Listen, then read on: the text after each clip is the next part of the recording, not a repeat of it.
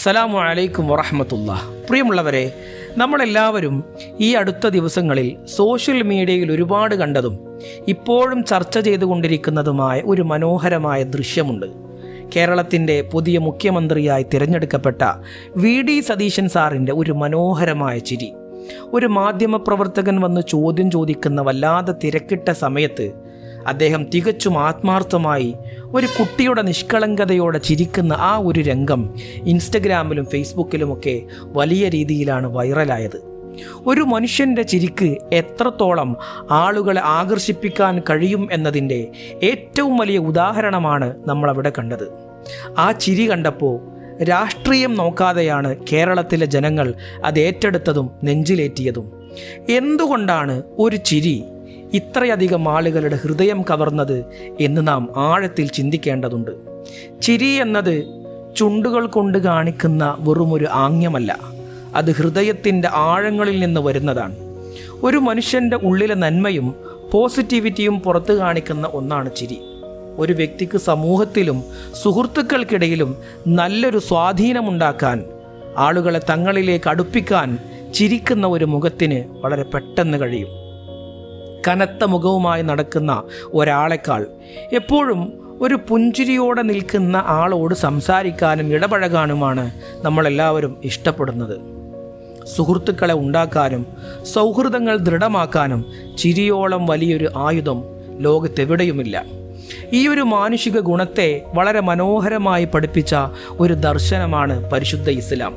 14 നൂറ്റാണ്ടുകൾക്ക് മുൻപ് പ്രവാചകൻ സല്ലല്ലാഹു അലൈഹി വസല്ലമ തങ്ങൾ നമുക്ക് നൽകിയ ഒരു മനോഹരമായ നിർദ്ദേശമുണ്ട്, ഉപദേശമുണ്ട്.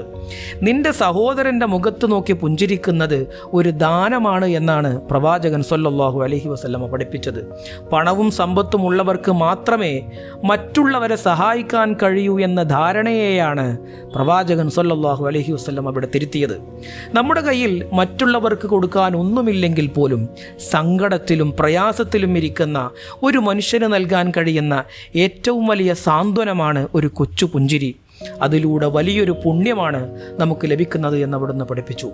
ഇവിടെ നമ്മൾ മുഖ്യമന്ത്രി വി.ഡി. സതീശൻ്റെ മനോഹരമായ ചിരിയിലേക്ക് തന്നെ വീണ്ടും വരാം. എന്തുകൊണ്ടാണ് ആ ചിരിയിലൂടെ അദ്ദേഹം ജനങ്ങളുടെ ഹൃദയം കവർന്നത്? കാരണം കട്ടിയുള്ള വാക്കുകൾ പറയുന്നതിനേക്കാളും ഗൗരവമുള്ള പ്രഖ്യാപനങ്ങൾ നടത്തുന്നതിനേക്കാളും വേഗത്തിൽ ഒരു ജനതയെ മുഴുവനും സ്വന്തമാക്കാൻ ഒരു പുഞ്ചിരിക്ക് കഴിഞ്ഞു. ഇതൊരു വലിയ ഭരണാധികാരിക്കുണ്ടായിരിക്കേണ്ട ക്വാളിറ്റിയാണ്. ഒരു വലിയ ജനസമൂഹത്തെ മുഴുവൻ തൻ്റെ വഴിക്കും വരുതിക്കും കൊണ്ടുവരാൻ സ്നേഹം നിറഞ്ഞ ഒരു ചിരിക്ക് കഴിയുമെന്ന് അദ്ദേഹം തെളിയിച്ചിരിക്കുകയാണ്. മറ്റൊരു ഹദീസിൽ പ്രവാചകന്റെ കൂടെയുണ്ടായിരുന്ന അനുചരന്മാർ പറയുന്നുണ്ട്, പ്രവാചകൻ സല്ലല്ലാഹു അലൈഹി വസല്ലമ തങ്ങൾ ഞങ്ങളെ കാണുമ്പോഴെല്ലാം പുഞ്ചിരിക്കാറുണ്ടായിരുന്നു എന്ന്. ഒരു വലിയ ജനവിഭാഗത്തെ നയിച്ച ഭരണാധികാരിയും ലോക നേതാവുമായിരുന്നിട്ട് കൂടി പ്രവാചകന്റെ വ്യക്തിത്വത്തിൻ്റെ ഏറ്റവും വലിയ ആകർഷണീയത അവിടുത്തെ മുഖത്തുണ്ടായിരുന്ന പുഞ്ചിരിയായിരുന്നു. ദേഷ്യം കൊണ്ടും അധികാരം കൊണ്ടും ആർക്കും ഒരു ഹൃദയവും കീഴടക്കാൻ കഴിയില്ല. സ്നേഹം നിറഞ്ഞ ഒരു ചിരി കൊണ്ട് മാത്രമേ ഒരു ജനതയെ മുഴുവനും കയ്യിലെടുക്കാൻ സാധിക്കൂ എന്നാണ് പ്രവാചകൻ തൻ്റെ ജീവിതത്തിലൂടെ നമുക്ക് കാണിച്ചു തന്നത്.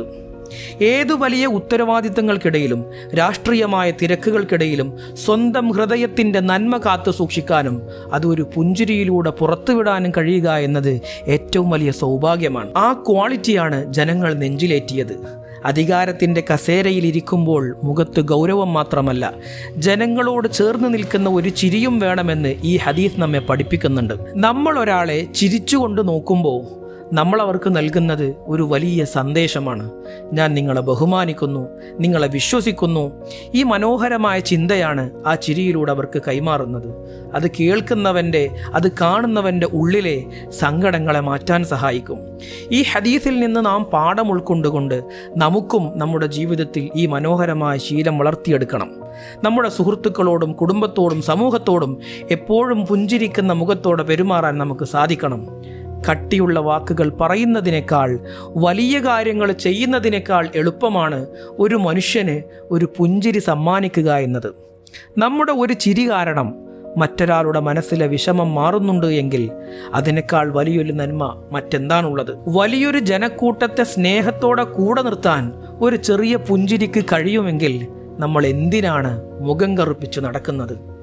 പരസ്പരം സ്നേഹിച്ചും പുഞ്ചിരിച്ചും ആ ചിരി നമ്മുടെ ജീവിതത്തിലും പകർത്തി നമുക്ക് മുന്നോട്ട് പോകാം.